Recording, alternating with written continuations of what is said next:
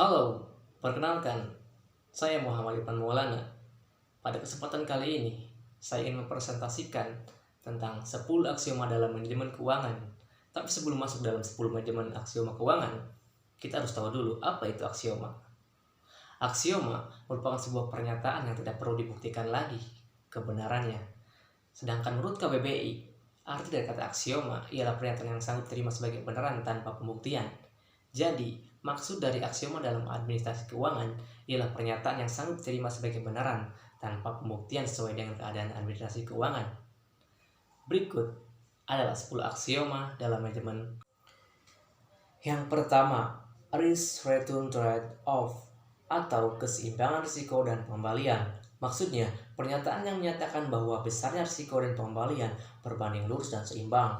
Jadi, maksudnya semakin besar risiko dari suatu pekerjaan, maka tingkat pengembaliannya akan semakin besar pula. Contohnya, ibarat menabung di bank. Ia memiliki risiko yang lebih kecil dibandingkan investasi di pasar modal. Tetapi, tingkat pengembalian pada bank dalam hal ini ialah bunga lebih kecil dibanding pertumbuhan di pasar modal. Yang kedua, time value of money atau nilai waktu uang. Terdapat dua hal yang setidaknya perlu diketahui dalam time value of money. Pertama, nilai uang sekarang, present value. Kedua, nilai uang yang akan datang, future value. Pada umumnya, nilai uang semakin usang akan semakin menurun dengan berjalannya waktu. Penurunan dari nilai mata uang itu sendiri disebabkan lantaran adanya inflasi atau kenaikan harga yang mengakibatkan nilai uang menjadi semakin kecil.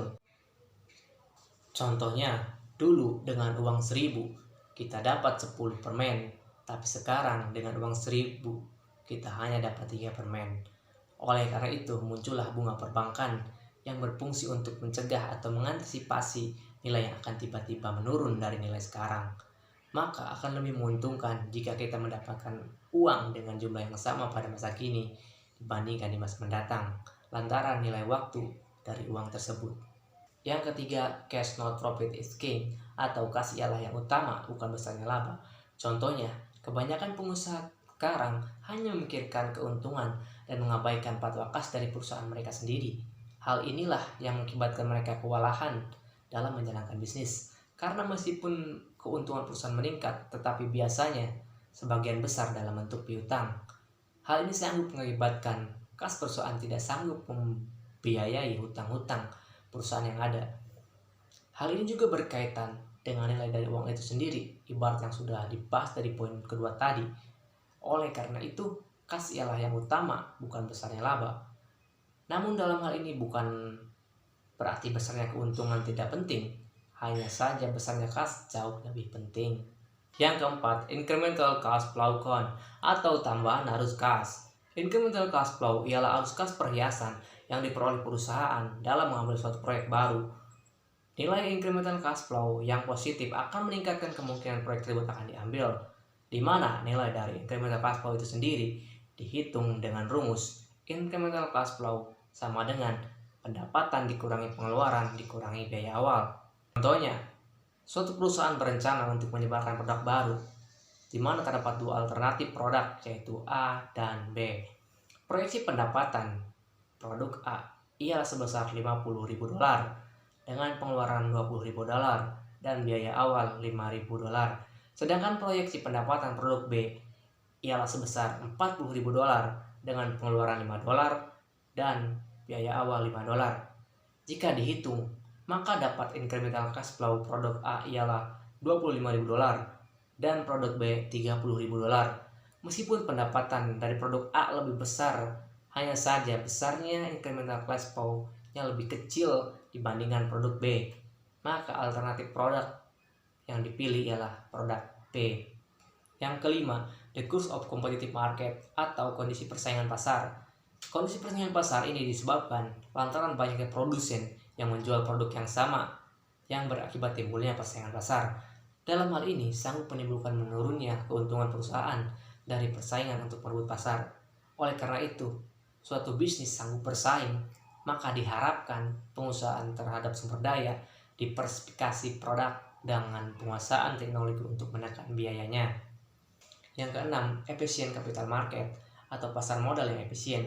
Maksud dari pasar modal yang efisien ialah perusahaan bisa bergerak cepat dan harga yang sempurna atas aktiva finansial yang diperjualbelikan di pasar modal, di mana harga aktiva finansial tersebut telah mencerminkan semua gosip yang relevan.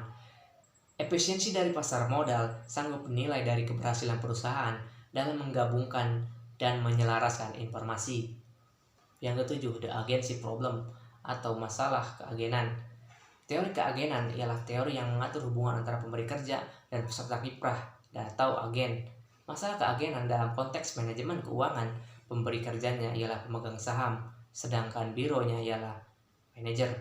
Manajer sebagai biro perusahaan harus sanggup mengelola perusahaan sehingga sanggup memperlihatkan keuntungan untuk para pemegang saham. Yang kedelapan, take bias business decision atau perpajakan yang berdampak pada keputusan bisnis. Maksudnya, ialah diharapkan pertimbangan pajak terhadap pengambilan keputusan suatu bisnis. Jadi, dalam pengambilan keputusan keuangan, perusahaan haruslah sesudah dipotong pajak. Hal ini disebabkan lantaran perhitungan sesudah pajak mencerminkan nilai gotong royong dalam suatu produk. Yang kesembilan, all risk not equal atau tidak semua risiko sama. Setiap perjuangan tentunya memiliki risiko yang berbeda, sehingga manajer keuangan perlu melaksanakan diversifikasi dalam investasi untuk mengantisipasi risiko-risiko yang tidak diinginkan. Misalnya, manajer keuangan dalam melaksanakan investasi tidak hanya melaksanakan investasi pada surat berharga tertentu saja, melainkan melaksanakan investasi yaitu dengan menciptakan portofolio yang merupakan adonan dari aneka macam surat berharga, ibarat saham, obligasi, dan lain-lain. Dengan menciptakan portofolio, sanggup meminimalkan risiko yang tidak diinginkan. Contohnya, ibarat jikalau terjadi penurunan terhadap harga saham yang dibeli, kerugian tersebut sanggup ditutup dengan kupon atau bunga yang dapat dari pembelian obligasi. Yang ke-10, ethical dilemmas are everywhere is finance. Melakukan sesuatu yang benar ialah perilaku yang etis. Etika merupakan nilai atau norma yang dipegang oleh seseorang dalam menjalankan bisnis. Seringkali terjadi problem adat pada setiap individu. Hal ini didasarkan pada kepentingan setiap individu yang berbeda-beda.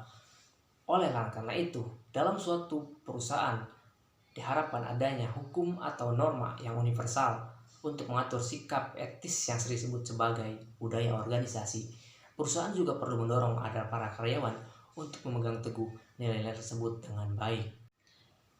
Sekian presentasi dari saya tentang 10 aksioma manajemen keuangan. Mohon maaf bila banyak kekurangan dan terima kasih.